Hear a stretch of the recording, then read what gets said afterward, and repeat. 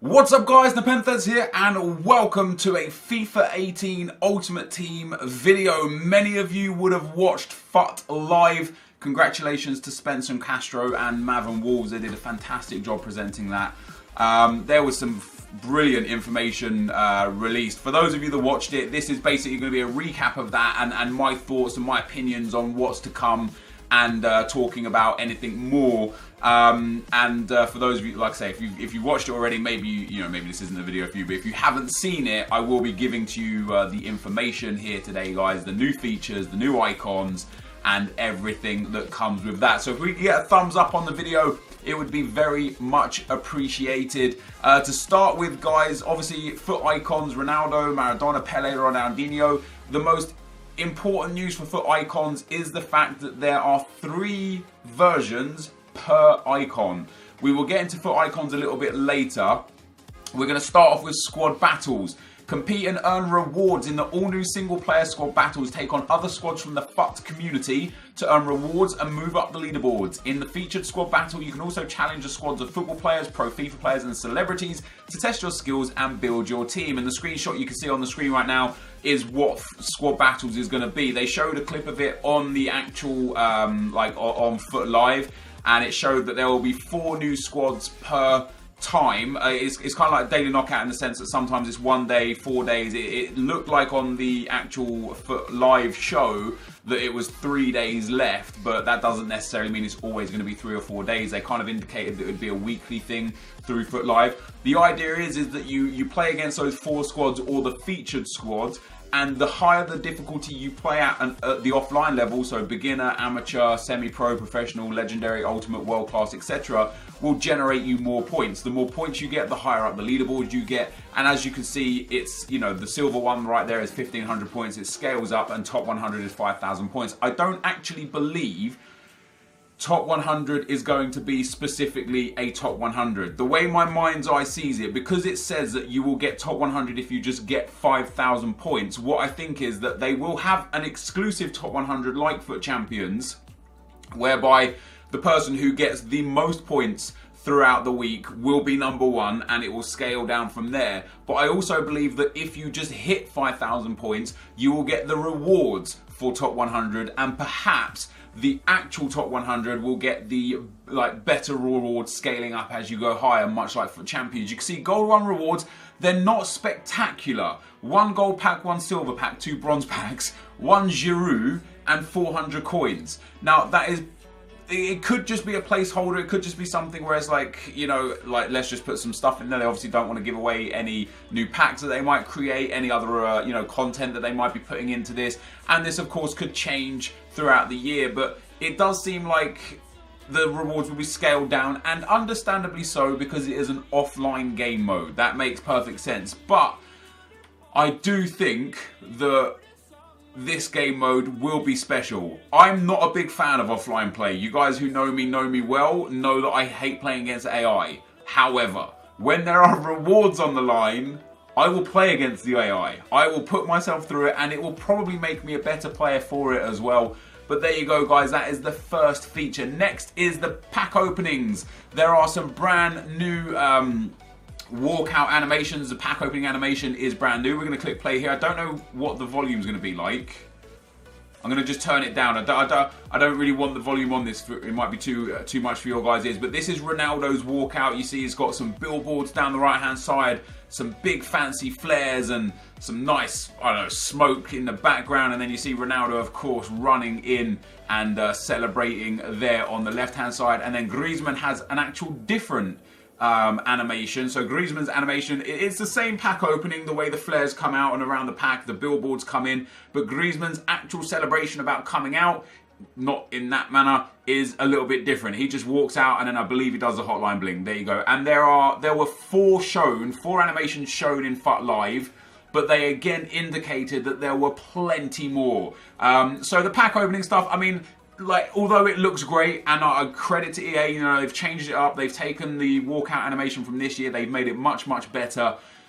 The only thing I will say is that, like this year, it will get very old very quick. It will be fun for the first few weeks or months, and then when the first set of special cards come out, you'll be like, oh my god, look at this flare colour, and, you know, for ones to watches and team of the seasons, team of the years, it'll be awesome to see the colour of the flare and the different dynamic it gives. But generally speaking, this is just a small feature that won't be the most desired, I would have guessed. Next up, guys, more ways to play. Explore foot. What have we got here? So nothing here. Let me go for more ways to play. Explore more foot. Let me see if it's got a little bit more on here for us. Objectives is the next thing. Objectives look great. You guys, again, you guys that know me well. I have been crying out for something like this for so long. Starter objectives, daily objectives, weekly objectives. Starter objectives are basically the manager tasks, as you can see there. Create a squad, play a match, buy a player, new player debut, and then you can claim your mini rewards. And of course, once you complete all the objectives, you can see it says welcome to foot. Objectives completed is 2 out of 4. The group reward is a 1 pack, like a bigger pack, and there's the new pack design on there too.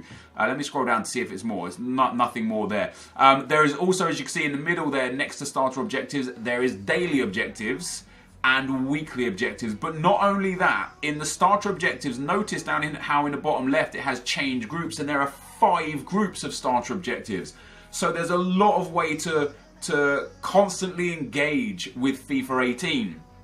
You know, you do the starter objectives on group 1, there'll be group 2, there'll be daily objectives and weekly objectives. And the daily objectives, according to Foot Live, were things like score 10 headers in a day, play 20 games in a day, score 5 goals with 1 player, I think I saw as one. Let me go down EA's list here, see if I can get a little bit more concrete information on that.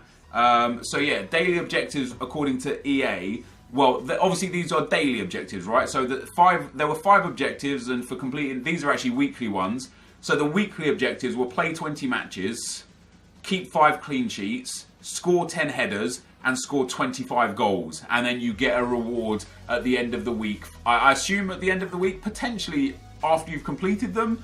And then obviously the weekly objectives refresh every 7 days, and the daily objectives refresh every 24 hours and will be considerably easier. But for me, this is such a big thing in the game, because it just keeps people engaged and interested in the game on a day-to-day basis. You know, right now we have a situation where Thursday nights we get rewards for Foot Champs, Friday, Saturday, Sunday is Foot Champs, Monday through Thursday there's just nothing to do. You know, obviously there's some squad builder challenging stuff, but in terms of tournaments and such, it's really quite a dry period of the game, and it's been that way for some time. So things like the offline game mode, the squad battles, and things like the objectives are going to be huge for keeping people engaged in this game, and generally keeping, I'm just going to love it. The amount of content we're going to be able to create for it is going to be just phenomenal. Next thing we see is squad builder challenges. Build squads from players in your club to complete challenges and earn in-game rewards. New features like combined player requirements and brick slots create deeper SBCs in FUT 18. And what it looks like there is, so on this one it's called Only the Mighty Special Brick Challenge. 1 item, 10,000 coins and 2 packs. Spain players from Real Madrid is a minimum of 1. United States players from the MLS is a minimum of 2. But it seems like they're forcing you to put them in 3 specific positions and in 3 specific player positions. So you see here the right hand side is a Spanish Real Madrid right mid. It's not a centre mid. Even though the formation is as it is, you can see the right back is actually locked out and a centre mid is locked out. Left mid and centre back are locked out. So we obviously can only look at this infographic and guess what this actually means and how it actually works. But by looks of things is that the lock on the left mid means no left mids. I don't know how they'd actually manage to do that, if that's true, but that could potentially be a scenario how that works. But you've got 2 strikers open, a centre back and a goalkeeper open, but then you have to get a cam, a right mid and a cam from MLS and Real Madrid. Team chemistry exactly 100. That again just makes it feel a bit weird, because I don't think this is the right thing. Number of players in the squad is 7. You can only have a maximum of 10 chemistry, so that would only be 70 chemistry, unless it already counts these ones as chem, and that I don't know. I'm just speculating here, but by looks of things, they are deepening the kind of use of SBCs, and that's great. That's going to make them far, far more interesting. Champions Channel now, this is huge news. The saddest part for me about FUT Champs reveal was the fact that it is still called the Weekend League, which means unless they change the number of games or some specific time slots within the Weekend League, you know, maybe instead of Friday at 7 a.m. till like Monday at 7 a.m, it will change from maybe Thursday evening till Monday afternoon. Unless they change that, it seems like it's going to be the same, you know, the same amount of games. There was no information given on games changing. There was no information given on dates or times changing. The only thing that they talked about really with FUT Champions was the Champions Channel. Watch full match replays from the top players in the world competing in the Weekend League. Control playback and cameras through the matches of your favourite pro players to learn how they play and raise your game. And this is amazing. It gave the impression, in my opinion, that anyone can record their games and put them onto the Champions Channel. So I can play my 40 Weekend League matches, I can put them all onto the my Champions Channel, then you guys could go in and watch my games in detail. But not only you guys, what this would be awesome for me would be, like, if you can like record essentially your own games, you can then go back and watch what you did wrong, how it went wrong, and look at it from an objective point of view rather than from a point of view where you feel like the game is against you, or you feel like you did the right thing but you didn't have time to really adjust or see. If it is a situation where you can record all of your own games, it will be great. If it is a situation where it's EA hand-picking games to put into the Champions Channel, it won't be as great as for the sense of being able to watch your own games back, but it will be great to watch exactly what the pros do every minute of the game. That will be huge in helping people advance from one stage to the next during their FUT Champs career, which is awesome. More FUT kits for pre-ordering. The kits look good and you can play FUT anywhere now. They have allowed now SBCs will be on the web app and the companion app, and just in general they've got the Switch as well. I think has I think the Switch also has some stuff there. So next up, guys, is the icons. Introducing icons. Now there are so many more icons introduced. There are icon stories, which is the players, you know, just looking at the players and their careers and stuff. But as I mentioned before, they have got new icons. Is there no way to look at all the icons? See the icon ratings. There we go. So all the new icons have 3 versions each. Ronaldo, one from 1994, one from 1997, and one from 2002. And one of them will be the prime version, then a younger version, then an older version. So the prime version of Ronaldo was during 1997. Ronaldo has a 90 rated card, a 94 rated card, and a 96 rated card. And according to the FUT Live team, they will have the specific facial images and hairstyles and stuff that are representative to that card. So it won't just be a generic Ronaldo that's the same. If you have the 90 Ronaldo, you will see that small afro hairstyle. If you have the 94 Ronaldo, you will see that very peculiar front of head only hairstyle as the character model, which is great. What's really interesting about this is that some of the lower rated cards have better stats in specific areas. For example, the 90 rated Ronaldo is faster than the 94 rated Ronaldo, but not by much. And then the 94 rated Ronaldo has more physical stats than the 96 rated Ronaldo. So the stats, even though the 96 rated Ronaldo is overall a better player, there are specific stats that might fit your general playstyle that are not. And what's really interesting about these is SBCs. I'm gonna have to find this from EA's Twitter, I think, but we'll go through it. So Ronaldinho, of course, is another icon. I know Nick is very excited. I know R9 Rai is very excited as well. But Ronaldinho is here, guys. 89 cam Ronaldinho, 91 cam Ronaldinho, and 94 left forward Ronaldinho. And let me say, all 3 of them look exceptional. I do think this one from 2004, which I assume is his Barcelona Ronaldinho card, that is just unreal.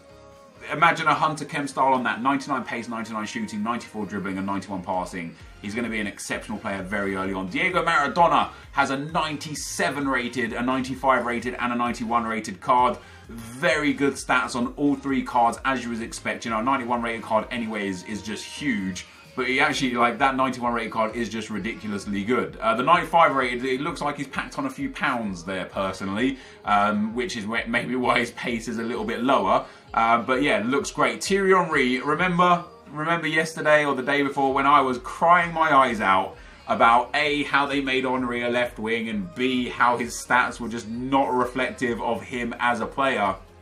Well, that's because that was not his Arsenal icon card. The 2002 version of Tyrion Murray, where he was at Arsenal, where he was at his best, 94 pace, 91 shooting, much more accurate, 83 passing and 80 physical with 90 dribbling. Fantastic. What's very interesting is that Henry's initial icon card from 1997, back when he was at Monaco or Juventus, that is a card that isn't actually very good, that I think might be relatively affordable. You know, good pace, sure, but dribbling is quite average. Shooting is very low. Passing, physical, very low. You know, this is a young Tyrion Murray, and I hope that these cards, obviously the prime icon cards are going to be expensive, right? They're the best of that player in their prime, in their career. But the low-rated players, maybe, just maybe, they're a little bit obviously much less expensive. So Yasin here, great card, 94, 91 and 89. Pele has a 98 rated card. 95 pace, 96 dribbling, 96 shooting, 93 passing and 76 physical. Even Pele's 91 and 95 cards are absolutely outrageous. It's a great card. Interestingly, again, his 95 card has a little more pace than his 98 card. Ruud Gullit is back in the Gullit gang. All three of his cards, in fact, are in the Gullit gang. And interestingly enough, his 86 rated card from 1998 has more defensive stats than his 90 and his 93. With that being said, that 93 rated Ruud Gullit is on another level altogether. It's just exemplary. He's going to be another year of seeing a lot of pro players use Ruud Gullit. And what's interesting now, of course, is that these are on PlayStation this year, which is great. Roberto Carlos has 3 variants of his card as well. 86, 91 and 88. That 91 rated card is just magnificent. It's very well rounded. Hopefully he works well in FIFA this year. People don't use Roberto Carlos because he's just too short for the game. Hopefully the gameplay is so different that it's actually not so bad in that sense. Jay Okocha coming in with 3 new cards, 2 right midfield cards, and then the 90 rated Cam, which is very good. It looks very good. And again, you would expect the 85 rated Okocha to be affordable. It's a nice card. It's got good pace and dribbling, decent shooting and passing, average physicals, but it's an icon card. I'd be intrigued to understand how much that's going to cost. We then have Patrick Vieira, who is also now part of the Gullit gang. The 91 2002 Vieira, of course, the same year Henry got his prime card, the Arsenal version. A fantastic year for Arsenal that was. Great card. I mean, just a great card. Like last year's version of Vieira, I did sit there and think to myself, this is not really a true stats for him. Like, he was skillful on the ball. One thing as well, at the end of the Foot Icons video, once Spencer and Castro and stuff left, they released this like video commercial of like some of the icons talking about their cards, and Henry was talking about how on his prime card back in 2002, he was better on his left foot, better on his right foot. And I wonder if the different versions of these cards might have different skill moves and different weak foot and different work rates within each other. So the 93 Henry might have 4-star weak foot, 4-star skill moves, but the 90 Henry might have 3-star weak foot and 3-star skill moves. You know what I mean? Like, so that's something that also could be interesting and could really make the difference with these players. Patrick Vieira, in my opinion, was a very skillful man. He didn't really do like showboating tricks, but he had so much skill on the ball. It'll be good to see what they do with his weak foot and skill moves. Peter Schmeichel, another one of the legends, icons, 86, 90 and 92 rated. Carlos Puyol, they have given him a bit more pace. I still think it's not enough pace for Carlos Puyol, but a 90 rated centre-back with 72 pace, very, very nice. Or if pace isn't necessarily important to you and how you play in FIFA, that 92 rated Carlos Puyol with the big defending, although he has less physical, the same shooting, the same dribbling, less pace, less physical, the 92 Carlos Puyol only has 2 more defending and 2 more passing, but has less physical and less pace. That's interesting, that is. Next up, we've got Alessandro Del Piero. Phenomenal cards across the board, but that 92, of course, is, again, exemplary. A little less pace than the 87 version, but much better dribbling, much better passing, much better shooting, and again, a little less physical. Michael Owen has a few cards, an 86 2005 Michael Owen, and again, this card is not special. Like, the icons I think are generally fantastic, right? But that Michael Owen there is not a special card. Average pace for a striker, very, very average dribbling and shooting. You're going to find a lot of just generic cards in FIFA immediately that have similar stats to that. So that 86 Owen will probably be very affordable. But the 91 Owen is brilliant. High pace, high dribbling, high shooting. I also think 91 pace, even in his early years, even in his prime, I think that's not enough pace for him. Michael Owen was rapid as hell. Deco up next, guys. Deco, it's hard to represent people like Deco in the game because he was more known for his dribbling and his passing abilities and his skill move and his technical game. So I think he had done a good job there. Really great passing and dribbling, good pace on that middle card, the 2006 card. Rio Ferdinand, again, we've got an 85 Rio Ferdinand who probably won't be cheap because it's got 84 pace, right? And very good defending and physical. If you think of Chris Smalling's card this year, 84 defending, 84 physical, and 77 pace, that is basically a faster version of Chris Smalling. But once you get up to the 90 rated version, 83 pace, 91 defending, 86 physical, that icon version of Ferdinand is going to be brilliant. And that is all the icons we see up to now. There was something released by way of news. Let me see if I can go and find it on EA's timeline. So there will be SBCs for icons. I don't remember exactly where it is. Maybe I'll do a specific video on that differently. But guys, that is going to be the end of the video here. Let me go to Team of the Week. I don't know if there was some... no, see, this is back to FIFA 17. There was some news on ones to watch players as well that don't seem to be here. Let me see if we can go through it real quick and have a look. So there's nothing here. So the first 5 one to watch cards were announced. And those first 5 one to watch cards were... They were James Rodriguez at Bayern, Romelu Lukaku at Manchester United, Lacazette at Arsenal, Bonucci at Milan, and Costa at Juventus, of course. So the first 5 one to watch items have been announced. Lots more FIFA 18 information to come. There's still 7 weeks until FIFA 18 is released. I don't know how I'm going to be able to wait that long to get my hands on this game and play it. I'm very, very excited. It's going to make FIFA 17 very difficult to play over the next couple of months. This, though, guys, is going to be the end of the video. If you did enjoy it, be sure to leave a like, rating, comment, and subscribe to my channel if you haven't already. But for now, guys, I'm out. Peace.